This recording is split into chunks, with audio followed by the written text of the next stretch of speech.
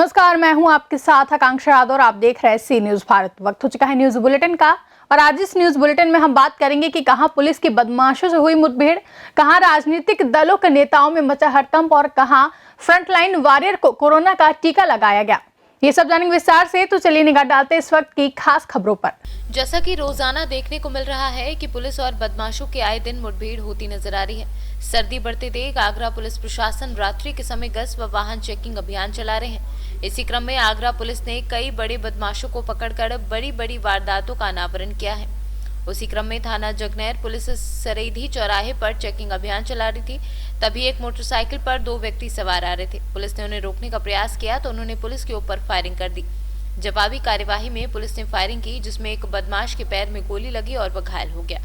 एक बदमाश मौके से गाड़ी लेकर फरार हो गया है। बताया जा रहा है कि ये गैंग हाथरस के बाग बादिक गांव की गैंग है। सर, बीती रात क्या घटना घटित हुई थी? यहाँ नोनी तिराहे पर जो थाना जगनेर की पुलिस फोर्स है, वो जो संदिग्ध वाहन की चेकिंग कर रही थी जी। इसी बीच बाइक सवार दो अभियुक्त आए जो संदिग्ध प्रतीत हुए। पुलिस द्वारा उनको रोका गया। बाइक सवार जो दो व्यक्ति थे उन्होंने उस पुलिस पार्टी के ऊपर फायर कर दिया। पुलिस ने आत्मरक्षार्थ उनके ऊपर कार्रवाई की। कार्रवाई में एक जो अभियुक्त था उसके घुटने में, उसके पैर में एक गोली लगी। जो दूसरा अभियुक्त था वो बाइक सवार था, वो तुरंत वहाँ घटनास्थल से बाइक से भाग गया। पुलिस ने जिसके पैर में गोली लगी उस अभियुक्त को तत्काल उपचार हेतु अस्पताल भेज के उसका उपचार की व्यवस्था की। और जो दूसरा अभियुक्त था उसकी तलाश में पुलिस ने जो अपना आरटी सेट है उसमें सारे सेट को बताया कि इसकी तलाश की जाए। ये जब उससे पूछताछ की गई, जो अभियुक्त गिरफ्तार हुआ, तो मालूम चला कि ये पाती गैंग का एक मेंबर है। इसका नाम अशोक है। जो दूसरा अभियुक्त था जो बाइक सवार था, जो भाग गया, उसका नाम चरण सिंह है। ये भी पाती गैंग का ही मेंबर है। और इसने ये भी बताया कि जो पिछले महीने दिसंबर में ये दो चोरियां हुई थी एक ही दिन, दो सुनार की दुकान पे, वो इन पाती गैंग द्वारा ही किया गया था। इस पाती गैंग के कुल 7 सदस्य ने मिलकर ये चोरी घटना की थी। पुलिस बाकी के जो 6 अभियुक्त हैं इसमें इस घटना के, सबकी तलाश कर रही है और जल्द ही इनकी गिरफ्तारी सुनिश्चित की जाएगी। इस पाती गैंग में कुल 7 से 8 या 9 ऐसे मेंबर हैं जो इस तरीके की चोरी की घटनाएं कारित करते हैं। उनसे ये भी जानकारी मिली है कि जो दिनांक 18/19 दिसंबर 2020 में एक चोरी की घटना कारित की गई थी इसी गैंग द्वारा सरेंदी में, उसमें 2 ज्वेलर्स की दुकान से काफ़ी ज़्यादा मात्रा में चांदी के आइटम और कुछ छोटे मोटे सोने के आइटम उस दिन चोरी करके ले गए थे। उस पूरी घटना को सीसीटीवी कैमरा में कैद हो गई थी, जिसको जगनेर पुलिस ने उस सीसीटीवी कैमरा पे वर्कआउट किया। और उनसे जब पूछताछ की गई तो ये भी मालूम चला कि उसने पुष्टि की कि जो व्यक्ति उस सीसीटीवी कैमरा में दिख रहे हैं वो इसी गैंग के मेंबर हैं। बाकी और डिटेल इनसे पूछताछ की जा रही है। और जो अभी तक की जानकारी मिली है कि जो बाग बदिक गांव है हाथरस ज़िला में, उसमें तकरीबन 4 से 5 ऐसे चोरों के गैंग घूम रहे हैं। अभी रिसेंटली जो रायभा में एक चोरी घटना का अनावरण थाना अचनेरा की पुलिस ने किया था, उसमें भी वही बाग बदिक गांव के ही एक गैंग इन्वॉल्व था। इसमें जो जगनेर में जो गैंग है उस गैंग का नाम पाती गैंग है। उसमें से एक अभियुक्त अब गिरफ्तार हो गया है। जो बाकी अभियुक्त फरार हैं उनकी भी शीघ्र ही उनके संबंध में जानकारी इकट्ठा करके उनकी गिरफ्तारी भी सुनिश्चित की जाएगी। तो बरामदगी की बात करें तो क्या क्या बरामद हुआ है? जो बरामदगी हुई है वो एक पिस्टल हुई है, 2 कारतूस हुए हैं और इसके अलावा एक लॉकेट है, एक अंगूठी है, 2 जोड़ी पाजेब हैं और भी कुछ छोटे मोटे आइटम हैं चांदी के जो कि उनसे बरामद हुए हैं। आगरा से सी न्यूज संवाददाता देवेंद्र कुमार की रिपोर्ट। अमरोहा जनपद के एक प्रमुख राजनीतिक दल के जिलाध्यक्ष से हाईकमान ने जबरन इस्तीफा ले लिया है। इसको लेकर जिले में तमाम राजनीतिक दलों के कार्यकर्ताओं में तरह तरह की चर्चाएं हवा में तैर रही हैं। जल्द ही इस पार्टी के नए जिलाध्यक्ष की घोषणा कर दी जाएगी। हाईकमान ने इस पर मंथन भी शुरू कर दिया है। अमरोहा से सी न्यूज संवाददाता गौरव श्रीमाली की रिपोर्ट। प्रधानमंत्री नरेंद्र मोदी द्वारा देश में कोरोना टीकाकरण के महाअभियान की शुरुआत के बाद चतरा में भी फ्रंटलाइन वॉरियर को कोरोना का टीका लगा दिया गया। बीसी दिव्यांशु झा व एसडीओ मुमताज अहमद की उपस्थिति में स्वास्थ्यकर्मी सरिता देवी को जिले में पहला कोरोना का टीका लगाया गया।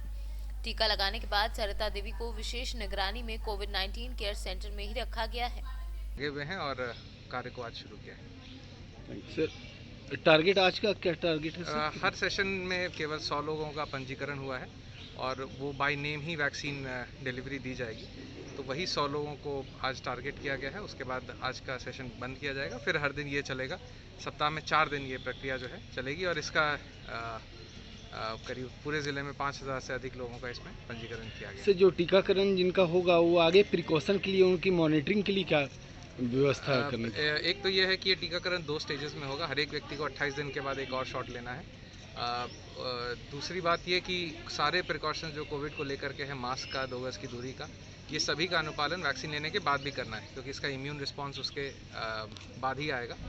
और जो भी एडवर्स रिएक्शंस की संभावना रहती है उसके लिए हम लोग हर 24 घंटे पे जो भी वैक्सीन लेते हैं उनको इनिशियल डेज में कॉल करेंगे और उनसे पूछेंगे, उनका हालचाल भी लेंगे, और यदि कोई ऐसे एडवर्स रिएक्शन की खबर आती भी है तो उसको हम लोग पुष्टि भी करेंगे और जो मेडिकल केयर होता है वो भी उपलब्ध कराएंगे।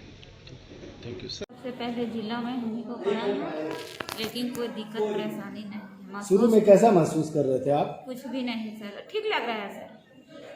किस तरह की कोई दिक्कत नहीं है ना? नहीं सर। क्या नाम हुआ आपका? सरिता देवी। कितना उत्साह आपको, कैसा, कितना फील कर रहे हैं, कितना अच्छा फील कर रहे हैं? ये सब ठीक लग रहा है। चतरा से सीनियर संवाददाता शाफाद अली की रिपोर्ट। गुजरात के बरोडा के वागोडिया में भाजपा के लघुमती मोर्चा जिला प्रमुख हाजी हसन भाई और तालुका प्रमुख मुस्ताक अली बापू द्वारा आने वाले चुनाव को लेकर मीटिंग की गई। इसमें जिला महामंत्री डॉक्टर ब्रह्म साहब और जिला गुमती मोर्चा प्रमुख हाजी हसन भाई और तालिका भाजपा प्रमुख सुरेश भाई मौजूद रहे। योजना अनुसार आगामी जो नगरपालिका, तालुका पंचायत और जिला पंचायत के चुनाव है, इसलिए लोगों के बीच में जाके लोगों के प्रश्न की चर्चा हो और भारतीय जनता पार्टी की केंद्र सरकार और गुजरात सरकार ने जो लोक कल्याण की योजनाएं की है उसके बारे में लोगों को जानकारी देना है और आगामी चुनाव में भारतीय जनता पार्टी के उम्मीदवार को क्यों चुनना चाहिए इसके लिए चर्चा है। गुजरात से सीनियर संवाददाता हुसैन मंसूरी की रिपोर्ट। आज कोशी भ्रष्टाचार मुक्त अभियान के बैनर तले दिन के 12 बजे से मिलन मैरिज हॉल में 1 दिवसीय परिचर्चा सुपौल में जन का विकास बनाम तंत्र का विकास विषय पर रखा गया, जिसकी अध्यक्षता इंद्रभूषण सिंह, मंच संचालन एडवोकेट मनोज कुमार रोशन एवं इस परिचर्चा के संयोजक अनिल कुमार सिंह द्वारा किया गया। इस कार्यक्रम के अतिथि स्वरूप विधिज्ञ संघ सुपौल के सचिव और senior advocate Sudhir Kumar Jha, doctor Indrabhushan Kumar, Satyanarayan Chaudhary, बाल अधिकार से जुड़े भगवान पाठक, गजेंद्र, शिक्षक और सामाजिक कुरीति के खिलाफ काम कर रही नीति सिन्हा, पैक्स अध्यक्ष वीना भारती व अन्य लोग मौजूद रहे। सुपौल से सीनियर संवाददाता पंकज कुमार की रिपोर्ट। पूर्वी चंपारण के 11 केंद्रों पर आज से कोरोना वैक्सीनेशन का कार्य शुरू हो गया है। मोतिहारी सफर अस्पताल में शिवहर की सांसद रमा देवी और ढाका के विधायक पवन जायसवाल ने टीकाकरण कार्य का उद्घाटन किया है, जिसके बाद सबसे पहले मोहम्मद आबिद, जो सदर अस्पताल के कर्मी हैं, उन्होंने टीका दिया गया। टीकाकरण का निरीक्षण डीएम शीर्षद कपिल अशोक ने किया। जिले के 9 सरकारी और 2 निजी अस्पतालों में टीकाकरण किया जा रहा है। टीका लेने के बाद मोहम्मद आबिद ने कहा कि टीके से कोई परेशानी नहीं हो रही है। वहीं डीएम ने कहा कि पहले 1100 स्वास्थ्य कर्मियों को टीका दिया जा रहा है, जिसके 28 दिनों के बाद इन्हीं कर्मियों को टीके की दूसरी खुराक दी जाएगी। को धन्यवाद देना चाहता हूँ। जिस घड़ी का हम सभी लोग इंतजार था वो घड़ी आ गई। आप देख रहे हैं कि मैसेज भी आ गया है। अनिल कुमार तिवारी है, इनको टीका पड़ा है और ये अभी सदर अस्पताल में ऑब्जर्वेशन में है। ये एक्चुअली ड्राइव है, ये जिस तरह सभी लोग इंतजार था और इस इंतजार को घड़ी को आज खत्म हो गया है। जो पहले हमारे टीकाकर्मी है यहाँ पे मौजूद है, वो स्वस्थ है। मेरा बस अनुरोध सभी स्वास्थ्य कर्मियों को रहेगा कि आप निश्चित जो है पोर्टल पे जाके जो है अपना डाटा अपलोड करें। ये आपके लिए है, आपने जो सेवा की है लोगों की इस कोरोना पीरियड पीरियड में निश्चित आप इसका उपयोग करना चाहिए। 11 सेशन साइट्स आइडेंटिफाई किए हैं। पर सेशन साइट पे 100 स्वास्थ्य कर्मियों को टीका दिया जा रहा है पूर्वी चंपारण में। 2 प्राइवेट साइट्स भी है इसमें से कि जहाँ पे जो प्राइवेट के हमारे जो स्वास्थ्य कर्मी है, प्राइवेट अस्पतालों ने भी अच्छा रोल प्ले किया है, स्वास्थ्य चिकित्सकों ने भी अच्छा रोल प्ले किया है, उनको वहाँ पे दिए जाएंगे। सेकंड टीका जो है इनको 28 दिन के बाद पड़ेगा। जो कोविन हमारा भारत सरकार का पोर्टल है, बिहार सरकार राज्य स्वास्थ्य समिति ने भी जो है मैसेजिंग सिस्टम जो है डेवलप किया है। लोगों को ये मैसेज अलर्ट आए हैं कि कब आपको टीका लेना है। आपका टीका होने से पहले भी, टीका होने के बाद भी, सेकंड टीका होने से पहले भी इनको मैसेज आएगा। एंड आफ्टर 45 डेज जो है एंटीबॉडीज डेवलप हो जाएंगी, तो ये लोग स्वस्थ हो जाएंगे। तो जागरूकता के लिए क्या कर रहे हैं सर?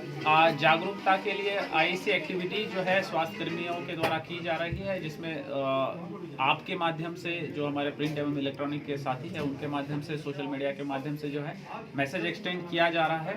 साथ ही में कोरोना एक ऐसी बीमारी है कि जागरूकता लोगों में ऑलरेडी है, और वैक्सीनेशन का जो है जो दौर अभी शुरू हो गया है, निश्चित सभी लोगों को ये पता भी चल रहा है। बस रजिस्ट्रेशन अनिवार्य है, ये बहुत इंपॉर्टेंट चीज़ है। कोई भी अगर स्वास्थ्यकर्मी ये कहेगा कि हमको बिना रजिस्ट्रेशन के मिलेगा तो नहीं, तो रजिस्ट्रेशन इज इम्पोर्टेंट। तो रजिस्ट्रेशन के लिए हमारा फोकस है कि मोतिहारी से सीनू संवाददाता मनीष कुमार की रिपोर्ट। ग्राम जमुनिया तहसील कलीनगर से लगे बेलताल, जो कि खन्नौद नदी का उद्गम स्थल कहा जाता है, मकर संक्रांति के पर्व पर प्रकृति यंत्र महायज्ञ किया गया। महायज्ञ करने के उपरांत इस नदी के संरक्षण हेतु प्रकृति तट पर स्नान घाट की स्थापना की गई। इसके उपरांत विशाल भंडारे का आयोजन किया गया। पीलीभीत जिला अपने क्षेत्र में बहुत सी पौराणिक व प्राचीन स्थलों को समेटे हुए है, जिनमें से एक खन्नौद नदी भी है, जो प्राचीन समय से पीलीभीत की भूमि को जल से सराबोर करती रही है। लेकिन समय अंतराल ने इसकी पहचान खो दी थी और अब इसकी पहचान बेलताल के नाम से बन चुकी है। चूंकि पीलीभीत में पर्यटक को लुभाने की कई संभावनाएं बनी हैं, जिनमें से यहाँ के पौराणिक धार्मिक स्थल और प्राचीन सभ्यताएं और नदियां हैं। यही कारण है कि उत्तर प्रदेश सरकार पीलीभीत जिले को पर्यटक स्थल के रूप में विकसित करने में जुटी है। पीलीभीत से लखनऊ तक बहने वाली आदि मां गोमती नदी के अलावा दूसरी नदी खन्नौद नदी ही अपनी सहायक नदी गर्रा में जाकर मिलती है और उसके बाद ये गंगा में जाकर समाहित हो जाती है। इस स्थान पर प्रकृति तप व स्नान घाट की स्थापना भी कर दी गई है। क्षेत्र के लोगों ने बढ़ चढ़ के कार्यक्रम में भाग लिया और मकर संक्रांति के पर्व पर विशाल भंडारे में उपस्थित होकर प्रसाद ग्रहण किया। कार्यक्रम में मुख्य रूप से अमित विपिन शर्मा, राहुल जगमोहन, दक्ष, वीरपाल, नीरज, प्रेमपाल, अंकित सक्सेना, राजेश, रविंदर, प्रदीप, कश्यप, राघव चंद्रपाल व अन्य लोग मौजूद रहे। पीलीभीत से सीनू संवाददाता हैदर खान की रिपोर्ट। तहसील क्षेत्र के दोने में आयोजित द्विवेदी क्रिकेट क्लब के द्वारा आयोजित क्रिकेट टूर्नामेंट में उद्घाटन समारोह में पहुंचे जनसत्ता दल लोकतांत्रिक युवा प्रकोष्ठ के जिला अध्यक्ष दिनेश तिवारी ने कहा कि युवाओं के विकास के लिए खेल अति आवश्यक है। खेलकूद से जहां शरीर में फुर्ती रहती है, तो वहीं शरीर का विकास भी होता है। इसलिए खेल युवाओं के लिए जरूरी है। इस दौरान जिला पंचायत प्रत्याशी ललित यादव, प्रबंधक बबली दुबे, उपाध्यक्ष सोनू दुबे, हिमांशु दुबे, उप प्रबंधक सचिन मिश्रा, शेखपुर प्रधान प्रत्याशी के साथ कार्यकर्ता बंटी दुबे, शुभम दुबे व अन्य लोग मौजूद रहे। क्रिकेट टूर्नामेंट का आयोजन दोनई स्थित नई बाग उड़ैयाडी में किया गया है। बड़े भाई बाबा दुबे जी,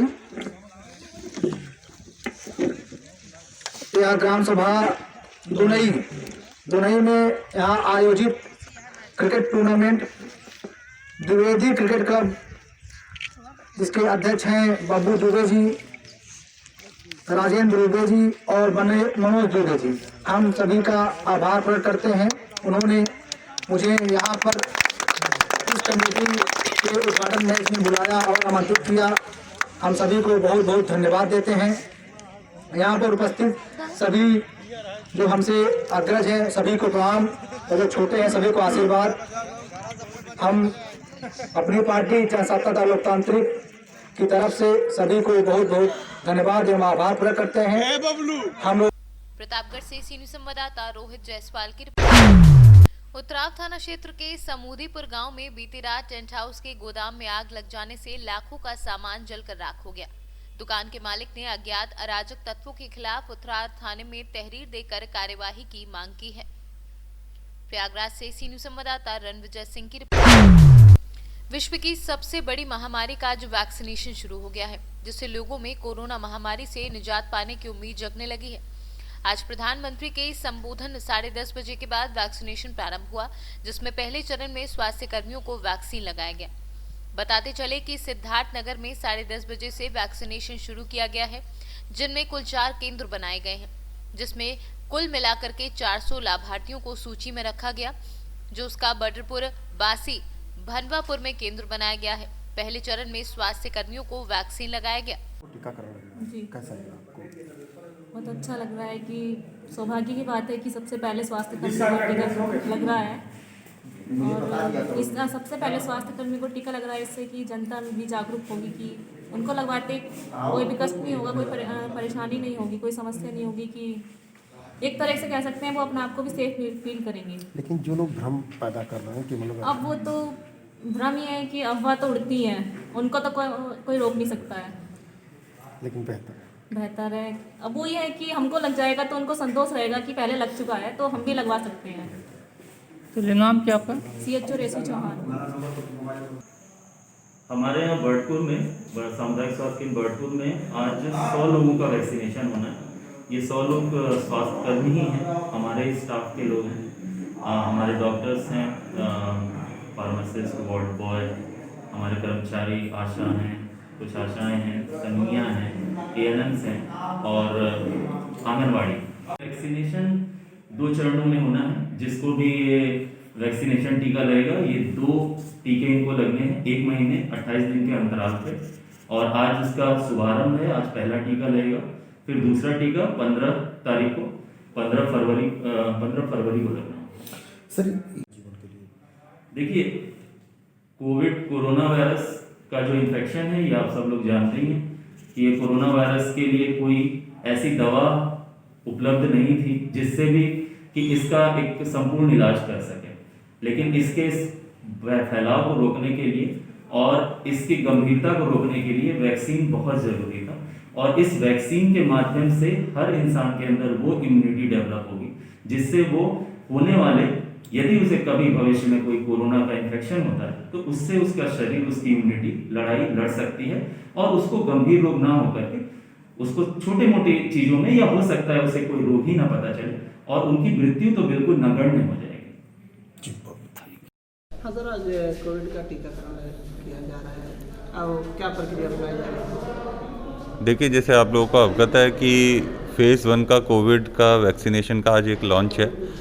जनपद सिद्धार्थनगर में 4 CHCs पे इसको लगाया जा रहा है। हर जगह 100 बेनिफिशरीज़ हैं। फेज़ 1 में जो फ्रंटलाइन वर्कर्स हैं, जो हेल्थ डिपार्टमेंट के हमारे थे, उन लोगों को ये टीकाकरण किया जा रहा है। आगे के अराउंड 9000 लोग फेज़ 1 में हमारे फ्रंटलाइन वर्कर्स के हम लोगों ने चिन्हांकित किए। आज 400 को अराउंड लगेगा। बाकियों का जो भी लगेगा उसका एक शेड्यूल और टाइम टेबल आगे जारी किया जाएगा।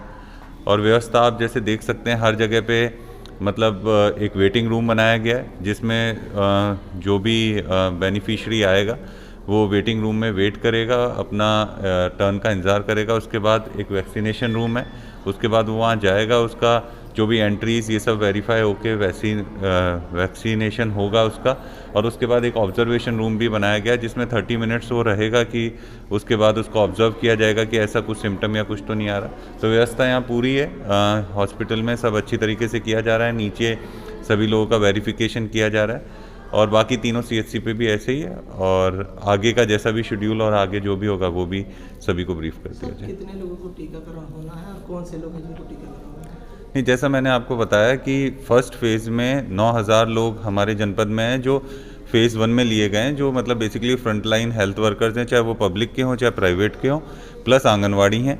तो इन लोगों को फेज़ 1 में होना है, जिनमें से 400 लोगों को आज मतलब लॉन्च वाले दिन टीकाकरण किया जा रहा है 4 जगह पे, और बाकियों का जो शेड्यूल रहेगा वो आगे अवगत करवाया जाएगा। आज आपकी बर्डपुर सामुदायिक स्वास्थ्य केंद्र में टीकाकरण हो रहा है, कि कोविड का टीकाकरण हो रहा है, और आज आप लोगों को टीकाकरण हुआ, क्या लगता है आपको, कितनी कैसा लगा आपको? अरे कोई दिक्कत नहीं है, बस ये है कि सरकार ने बनाया तो अच्छे के लिए ही बनाया है, और ये पहले भी और जगह मतलब स्टार्ट हो चुका है। ये तो सभी लोग बता रहे हैं, सर लोग भी हमारे बता रहे हैं, इसका कोई साइड मतलब कोई दिक्कत नहीं है, ये आराम से अच्छे से लगवा सकते हैं। नहीं, कुछ लोग कहते हैं कि टीका हम नहीं लगवाएंगे, नुकसान करता है। हाँ, तो ये इन्फेक्शन कुछ लोग होता है। क्या है कि मतलब कोई अफवाहें भी हैं हर चीज़ की, मतलब ये है ना, कोई भी चीज़ नहीं चलती है तो उसकी अफवाहें भी चलती हैं, तो इसका कोई वो नहीं है। तो फिर नई नई बातें सुनने में आती हैं, लेकिन जब पहले हम तो खुद स्वास्थ्य कर्मचारी हैं तो हम ही लगवा रहे हैं खुद ही। नाम क्या हुआ? पिंकी CHO। सिद्धार्थनगर से सी न्यूज संवाददाता प्रमोद की रिपोर्ट।